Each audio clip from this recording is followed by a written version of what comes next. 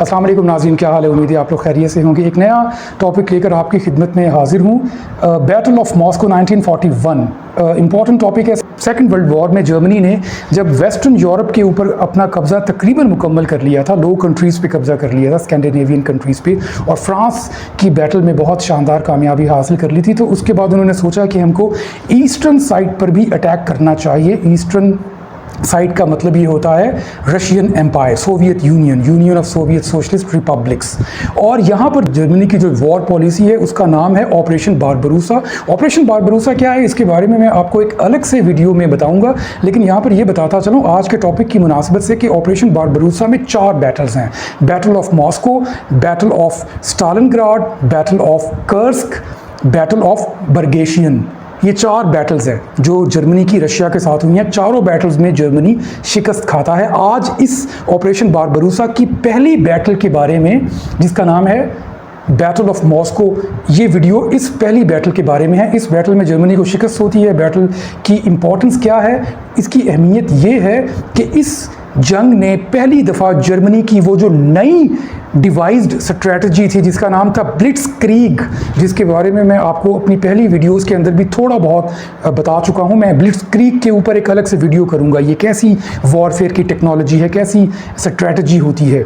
ब्लिट्सक्रीग की स्ट्रेटजी पहली दफ़ा बैटल ऑफ मॉस्को में मुकम्मल तौर पर नाकाम साबित होती है। बैटल ऑफ मॉस्को में ब्लिट्सक्रीग करना चाहते हैं जर्मन जर्नैल। ब्लिट्सक्रीग का मतलब ये होता है कि आर्मी के जो वीक डिफेंस एरियाज़ हैं उनको ब्रेक किया जाए, वहाँ से अंदर मूव कर दिया जाए वेरी स्विफ्टली, बहुत तेज़ी के साथ। मिलिट्री, आपकी जो इन्फेंट्री है, आर्टिलरी है, एयरफोर्स है, तीनों की कोऑर्डिनेटेड एफर्ट के नतीजे में आप वीक पॉइंट्स को ब्रेक करते हुए अंदर चले जाएं और जो उनके स्ट्रॉन्ग पॉइंट्स हैं उनको इंसर्कल कर लें।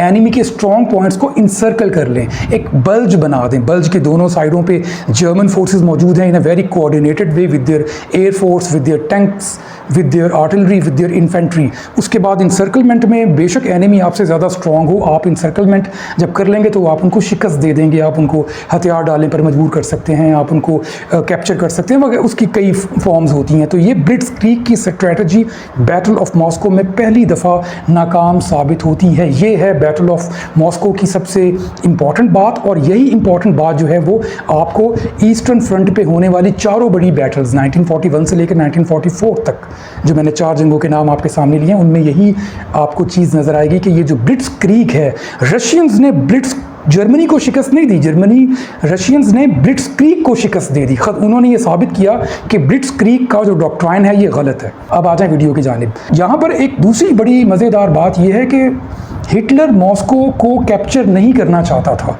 हिटलर एक स्टेट्समैन था, ठीक है, वो मिलिट्री स्ट्रेटजिस्ट भी था, अच्छा था बुरा था, वो एक अलग डिबेट है, but he is a statesman, he is a politician. उसको पता था कि सिविलियंस जो होते हैं वो वॉर को कैसे देख सकते हैं। सिविलियंस वॉर का ज़्यादा ब्रॉडर एस्पेक्ट उनके सामने होता है। हिटलर कहता था कि मॉस्को जो है इसकी वैल्यू बहुत कम है, क्योंकि मॉस्को के पास ना फूड है, ना ग्रेन्स हैं उनके पास, ना उनके पास इंडस्ट्री है वो जो हमें चाहिए, ना उनके पास ऑयल रिजर्व्स हैं, और ना ही उनकी कोई ऐसी स्ट्रेटेजिक इंपॉर्टेंस है कि मॉस्को को कैप्चर कर लिया जाए तो बाकी एरियाज़ को कैप्चर किया जा सकता है। उसका ये ख्याल था कि हमने जो रशिया का जो यूरोपियन पार्ट है, apart from Moscow, Moscow could be parts, Moscow could not necessarily be it's part. मतलब मॉस्को यूरोपियन रशिया का हिस्सा हो या ना हो, हम रशिया के यूरोपियन हिस्से को जर्मनी के ऑक्यूपेशन में ले आते हैं ताकि हम वहाँ पर जो नाजी फिलॉसफी है लेब्सराउम की, लेब्सराउम का मतलब ये होता है कि आपको फ्री स्पेस चाहिए, स्पेस टू लिव, जहाँ पे जर्मन्स अपनी रेस को रिहेबिलिटेट कर सके, जहाँ पे जर्मनी अपनी इंडस्ट्रियल प्लान्स को बिल्डअप कर सके, जहाँ पे जर्मनी अपनी स्ट्रेटेजिक डेप्थ को लोकेट कर सके, एटसेट्रा एटसेट्रा। तो लेब्सराउम के अंदर जो है वो रशिया का यूरोपियन पार्ट आता है। मॉस्को उसका हिस्सा हो ना हो, जर्मनी को उससे फ़र्क नहीं पड़ता। और हिटलर के नज़दीक south is more important. Ukraine, Donbas, ये अनाज घर था पूरे यूरोप का उस ज़माने में भी। आप लोग जानते हैं ना कि यूक्रेन की वार जब 2023 में शुरू हुई थी, उस वक्त भी पूरी दुनिया में कहा जाता था कि गंदम का बहरान आ गया, क्योंकि दुनिया की गंदम की सबसे बड़ी जो एक्सपोर्ट पूरी दुनिया में की जाती है वो यूक्रेन की जानिब से की जाती है। तो ये सिलसिला, जैसे पंजाब के बारे में भी आज कहा जाता है कि ये हमारा अनाज घर है, तो ये लेट 19th सेंचुरी से पंजाब को अनाज घर का खिताब मिल गया था, क्योंकि यहाँ पे अनाज पूरे सब कॉन्टिनेंट में सबसे ज़्यादा प्रोड्यूस किया जाता था। बिल्कुल इसी तरह से यूक्रेन 1920 से ऑनवर्ड यूरोप के अंदर, ईस्टर्न यूरोप में या वेस्टर्न यूरोप में नहीं, पूरे यूरोप में सबसे ज़्यादा जो गंदम है वो यूक्रेन में ही पैदा की जाती थी। नंबर 1। नंबर 2, यूक्रेन के एरियाज़ में ऑयल बहुत ज़्यादा था। यूरोप का सबसे ज़्यादा ऑयल के जो फंक्शनल वेल्स थे, सबसे ज़्यादा ऑयल तो रशिया में था, लेकिन रशिया में फंक्शनल वेल्स, ऐसे ऑयल के कुएँ जिनको यूटिलाइज़ किया जा रहा है, वो कम थे एज़ कम्पेयर टू यूक्रेन। तो जर्मनी के चांसलर हिटलर को पता था कि यूक्रेन की अहमियत ज़्यादा है, मटेरियल सोर्सेज मिलेंगे, अनाज मिलेगा, फ़ौज को मोबिलाइज़ करना है तो आपको अनाज चाहिए। नंबर 2, आपको ऑयल मिलेगा, मिलिट्री को कोई भी ऑपरेशन करना है तो you need mobility is oil, petrol के बगैर इम्पॉसिबल है। तो वो ऑयल सारे के सारा फंक्शनल ऑयल्स किधर हैं? यूक्रेन में है, डॉनबास में है। तो ये 2 रीज़न बड़ी इंपॉर्टेंट थी। इसके अलावा यूक्रेन के अंदर जो है वो आयरन ओर बहुत ज़्यादा थी। जर्मनी को अपनी मिलिट्री इक्विपमेंट बनाने के लिए जिन मेटल्स की ज़रूरत थी वो यूक्रेन के अंदर बहुत बड़ी तादाद में मौजूद थी। तो हिटलर को पता था कि Ukraine southern part is more important as compare to central area which is called Moscow. लेकिन जर्मनी के जर्नैलों ने कहा, सिचुएशन ये है कि जर्मनी के जर्नैल बड़े ओवर कॉन्फिडेंट हैं। ब्लिट्सक्रीग की वजह से फ्रांस में किया, बेल्जियम में किया, नीदरलैंड में किया। ब्लिट्सक्रीग की वजह से वो बहुत उन्होंने ब्लिट्सक्रीग की जो भी पॉलिसी अडॉप्ट की, वेस्टर्न यूरोप के किसी भी मुल्क के अंदर घुसे कामयाबी हासिल हुई। जर्मनी का जो हुक्मरान हिटलर है वो भी अपने जर्नैलों का गर्विदा हो गया और जर्नैल ओवर कॉन्फिडेंट हो गए। जर्नैलों ने कहा हिटलर को कि हमने जाना है मॉस्को को कैप्चर करेंगे ब्लिट्सक्रीग की मदद से, इस पॉलिसी से कैप्चर करेंगे। कैप्चर जब करेंगे तो union of Soviet socialist Republic का जो कैपिटल है, जिसका नाम मॉस्को है, वो हमारे पास होगा। हम सबसे पहले नंबर पे क्या करेंगे? सोशलिज्म का खात्मा करेंगे। यूएसएसआर की जो आइडियोलॉजी है वो ख़त्म करेंगे, जो थ्रेट है पूरे यूरोप के लिए, इंक्लूडिंग बरतानिया जो कि जर्मनी का दुश्मन है। लेकिन जर्मनी का हुक्मरान चांसलर हिटलर की स्टेटमेंट्स मौजूद हैं कि बरतानिया को इस बात का पता होना चाहिए कि जब हम रशिया से फ़ाइट कर रहे हैं तो असल में बरतानिया के एक बहुत बड़े दुश्मन के साथ फ़ाइट कर रहे हैं। ये हमारा दुश्मन बाद में है, पहले आपका दुश्मन है। खैर, ये एक पॉलिटिकल सिचुएशन थी, इसके बारे में हम एक अलग से बात करेंगे। हम पहले नंबर पे सोशलिस्ट डॉक्ट्राइन ख़त्म करेंगे। नंबर 2, हम union of Soviet socialist Republic को डिसइंटीग्रेट करेंगे। यूएसएसआर ने जिन 14 मुल्कों के ऊपर कब्जा किया हुआ है उन ममालिक को हम आज़ाद करेंगे। आज़ाद करने का मतलब ये है कि सोवियत यूनियन से आज़ाद किया जाएगा, जर्मनी उनको अपने कब्जे में कर लेगा। तो ये 2 फैक्टर्स जर्मनी के जर्नैलों ने हिटलर को बताए, हिटलर को कन्विंस किया। हिटलर फिर भी कन्विंस नहीं हो रहा था, लेकिन क्या करता, जर्नैल उस वक्त कामयाबी के नशे में चूर थे। उस वक्त तक जर्मनी के जर्नैलों को नाकामी नहीं हुई थी और इस बात से हिटलर, बावजूद इसके कि वो सबसे सुप्रीम पावर था जर्मनी के अंदर, लेकिन जब जर्नैलों के पास कामयाबी की इतनी रेशो हो तो सुप्रीम पावर भी जर्नैलों को ब्रश असाइड नहीं कर सकता कि नहीं मैं अपनी मर्जी करूंगा। और ये यहाँ पर एक लाइन में ऐड कर दूं कि मॉस्को की जो बैटल है उसकी नाकामी के बाद हिटलर ने पहली दफ़ा फील्ड के अंदर, पूरे फील्ड में, पूरे यूरोप में जहाँ जहाँ जर्मन फोर्सेस फाइट कर रही हैं, उनकी कमांड अपने पास डायरेक्ट रख ली। इनकी कमांड के अंदर जो फील्ड ऑफिसर है वो जर्मन मिलिट्री हाई कमांड को आंसरेबल नहीं है, बल्कि वो डायरेक्ट सुप्रीम लीडर हिटलर को आंसरेबल है। हिटलर कमांड कर रहा है। ये बहुत इंपॉर्टेंट बात है। इससे पहले हिटलर अपने जर्नैलों की बातें सुना करता था, मानता था, नहीं मानता था, नेगोशिएट करता था, कहीं पे उसको कॉम्प्रोमाइज़ करना पड़ता था। हिटलर कॉम्प्रोमाइज़ करता था। मैं आपको बिल्कुल फैक्चुअली बता रहा हूँ, ये भी कॉम्प्रोमाइज़ था। बैटल ऑफ मॉस्को हिटलर नहीं करना चाह रहा था। कॉम्प्रोमाइज़ क्या था? Over confidence of German journals कि मॉस्को कैप्चर करेंगे तो पॉलिटिकली भी मॉस्को हमारे पास होगा, हम पूरी आइडियोलॉजी उड़ा के रख देंगे और union of Soviet Socialist republics के 14 कंट्रीज़ को डिसइंटीग्रेट कर देंगे। मॉस्को का थ्रेट ख़त्म, मॉस्को हमारे कब्जे में हो ना हो कोई फ़र्क नहीं पड़ता। खैर, अब जंग शुरू होती है। बैटल ऑफ मॉस्को के लिए जर्मनी ने जो ऑपरेशन बनाया, ऑपरेशन बारबरूसा का सब ऑपरेशन बारबरूसा के अंदर तो 4 बैटल्स हैं ना जिनका मैंने जिक्र किया है। आज की वीडियो पहली बैटल के बारे में है जिसका नाम है battle of Moscow. Battle of Moscow के लिए जो ऑपरेशन बनाया गया उसका नाम था ऑपरेशन टाइफून। ये ऑपरेशन टाइफून सितंबर 1941 में शुरू होता है और जनवरी के दूसरे हफ्ते में ख़त्म होता है। हिटलर डायरेक्टिव नंबर 35 इशू करता है जिससे ऑपरेशन टाइफून बाकायदा स्टार्ट हो जाता है। जर्मन फौज, दुनिया की सबसे बड़ी जर्मन इन्वेडिंग आर्मी रशिया के ऊपर अटैक करती है, जिसमें 19 लाख फ़ौजी मौजूद हैं, 3,500 टैंक्स मौजूद हैं, 1770 से ज़्यादा एयरक्राफ्ट्स मौजूद हैं और 14,000 आर्टिलरी के यूनिट्स हैं, 14,000 तोपें। 3 सितंबर को जर्मन जनरल गुडेरियान, जो फ्रांस को फतह कर चुका है और कामयाबी के नशे में चूर है, ओवर कॉन्फिडेंट है, बार बार मैं ओवर कॉन्फिडेंट का लफ्ज़ इस्तेमाल कर रहा हूँ, ओवर कॉन्फिडेंट है, वो वियाज़मा और ब्रियान्स्क के इलाकों से सोवियत यूनियन के 6.5 लाख फ़ौजियों को गिरफ्तार कर लेता है। ये सितंबर के महीने की बात है। सिर्फ एक महीने के बाद सूरत हाल की काया पलट जाती है। काया पलटने में जो है सबसे बड़ा रोल जिस हीरो का है उसका नाम है रास्पुटिसिया।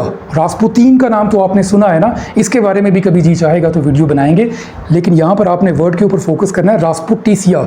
रास्पुटिसिया रशियन वर्ड है जिसको हमारे यहाँ कीचड़ बोला जाता है। जो बरसात के मौसम में कच्ची ज़मीन के ऊपर जब पानी बहुत ज़्यादा आ जाता है बारिश का, तो जो कीचड़ बनता है वो कीचड़ दलदली नौइयत का होता है। ये हल्का फुल्का कीचड़ नहीं है जो हमारी सड़कों पे या हमारी गलियों में आता है। ये मैदानों के अंदर वो कीचड़ है जो दलदल की शक्ल इख्तियार कर लेता है। तो सेकेंड वर्ल्ड वॉर के अंदर बैटल ऑफ मॉस्को का जो पहला हीरो है वो है रास्पुटिसिया, कीचड़, दलदली कीचड़, जिसने जर्मन टैंक्स को मूव करने से रोक दिया। टैंक जो हैं वो इस कीचड़ में धंस जाते हैं, उनके ट्रक्स जो हैं वो इस कीचड़ में धंस जाते हैं। जो रसद की सप्लाई लाइन है वो ब्रेक हो जाती है। वो एक महीने के बाद वहाँ पर जर्मन फौजियों को खाना मिलना शुरू होता है। 1.5 महीने तक जर्मन फौज इस दलदली कीचड़ की वजह से रुकी रही, मूव नहीं कर सकी। नवंबर के महीने में जब बारिशें ख़त्म हो जाती हैं, सर्दी तो शदीद पड़ना शुरू हो जाती है, सर्दी बहुत शदीद पड़ती है, लेकिन बारिशें ख़त्म हो जाती हैं और कीचड़ ख़त्म हो जाता है। जर्मन आर्मी इस पोजीशन में आ जाती है कि वो दोबारा से अपनी मूव आगे कर सके। लेकिन यहाँ पर एक और वाक़या हो जाता है।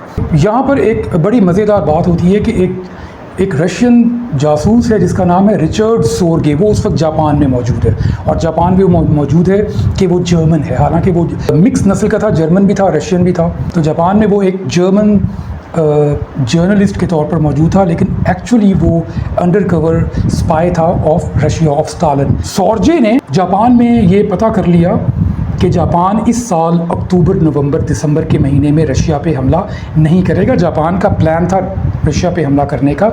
इसी प्लान की वजह से स्टालिन ने साइबेरिया के उस हिस्से में जो जापान के करीब है, वहाँ पर उसने अपनी रशियन फ़ौज का एक बहुत बड़ा हिस्सा लगाया हुआ था। जब सोर्गे ने स्टालिन को इन्फॉर्म किया कि जापान का इस साल बिल्कुल भी प्लान नहीं है रशिया के ऊपर अटैक करने का, तो स्टालिन ने फ़ौरन से पहले अक्टूबर के आखिर में तमाम रशियन फ़ौज को जो मौजूद थी साइबेरिया में ऑर्डर किया कि वो वेस्ट की तरफ, मॉस्को की तरफ मूव करें। अभी 1 महीना चल रहा है, अभी जो रास्पुटिसिया का जो कहर है वो बरपा है, अभी दलदली कीचड़ मौसम है जिसमें जर्मन आर्मी आगे मूव नहीं कर रही। तो इसी 1 महीने के पीरियड के अंदर रशियंस अपनी फ़ौज जो 30 डिवीज़न्स पर मुश्तमिल थी, 1000 से ज़्यादा बैटल टैंक्स और 1500 से ज़्यादा एयरक्राफ्ट वो मॉस्को में ले आते हैं, मॉस्को के मुहाज पर ले आते हैं। इस मूव ने इस जंग के अंदर एक इम्बैलेंस क्रिएट कर दिया। पहले वो बैलेंस जो था वो जर्मन्स के पास था, लेकिन इस एक मूव के बाद ये बैलेंस आ जाता है रशिया के पास। इसी दौरान रशियन हुक्मरान स्टालिन जो है वो रशिया के बाहर अपने 1.5 लाख आम शहरियों को लगाकर 150 मील लंबी खंदक खोद देता है, जो एंटी टैंक ट्रेंच है बुनियादी तौर पर। इसका पर्पज़ ये था कि टैंक्स जो हैं वो उस ट्रेंच को, उस खंदक को क्रॉस नहीं कर सकते। ये सब करने के बाद रशिया के हुक्मरान स्टालिन ने अपने सबसे टॉप के कमांडर ज़ुकोव को बुलाया और उससे कहा कि एक सच्चे कम्युनिस्ट की तरह मुझे ये बताओ कि इस सिचुएशन के अंदर हम मॉस्को का डिफेंस कर सकते हैं, तुम मॉस्को का डिफेंस कर सकते हो या नहीं कर सकते।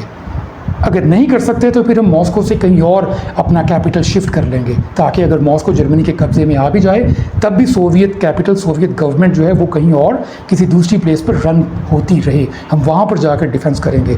तो ज़ुकोव ने बहुत कॉन्फिडेंस के साथ कहा कि ना सिर्फ हम मॉस्को का डिफेंस सक्सेस के साथ करेंगे, बल्कि हम जर्मन आर्मी को यहाँ से बहुत बुरी रिट्रीट करने पर मजबूर कर देंगे। और उसके बाद हिस्ट्री ने देखा कि तारीख़ की सबसे लॉन्ग रिट्रीट, 1200 किलोमीटर लंबी रिट्रीट दुनिया की तारीख में इतनी लंबी किसी मिलिट्री ने डिफीटेड रिट्रीट नहीं की जो जर्मनी को ज़ुकॉफ ने करवाई थी अपनी इसी स्ट्रेटजी के नतीजे में। 5 दिसंबर 1941 को ज़ुकॉफ तमाम फोर्सेस इकट्ठी करने के बाद जब साइबेरिया से रिज़र्व आर्मी के 30 डिवीजन्स आ जाते हैं, 1000 से ज़्यादा नए टैंक्स आ जाते हैं, 1300 से ज़्यादा रशियन एयरक्राफ्ट आ जाते हैं, ज़ुकॉफ एक नया पहला काउंटर ऑफेंस करता है जर्मन फोर्सेस के ख़िलाफ़ जो मॉस्को के बाहर खंदक की दूसरी तरफ मौजूद हैं और किसी भी वक्त मॉस्को पे हमला कर सकती हैं। अभी उन्होंने मॉस्को पे प्रॉपर हमला नहीं किया। जर्मन फ़ौजी बहुत ज़्यादा खुश हैं कि मॉस्को के करीब जा चुके हैं और यहाँ तक एक मिथ मशहूर कर दी गई है कि वो अपनी बाइनोक्यूलर से